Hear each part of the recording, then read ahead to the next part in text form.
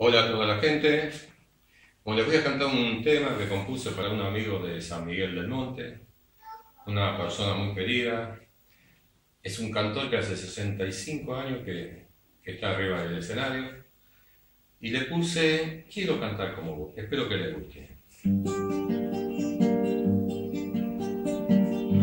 Pido permiso y silencio, que voy a hablar de un cantor que ha nacido un 3 de enero y su molde se rompió. Canta tangos y milongas y en más de una ocasión él le cantó la pulpera a Julia, su nuevo amor.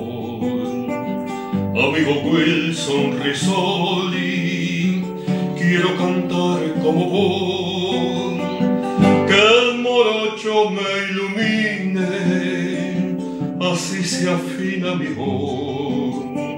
Subirme a los escenarios para gritar mi pasión y que el público me aplauda como te aplauden a vos.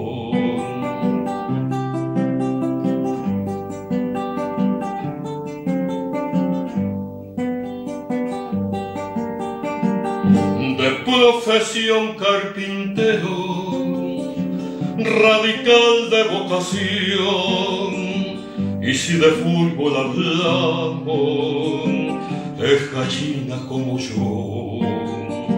Un jilguero en su garganta y una estampa de balón, sos un pedazo de monte, orgullo de esta región.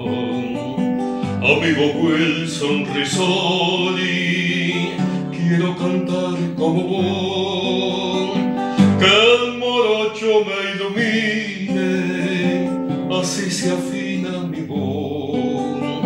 Subirme a los escenarios para gritar mi pasión y que el público me aplauda como te aplauden a vos. Permiso Wilson Rizzoli, quiero cantar como vos.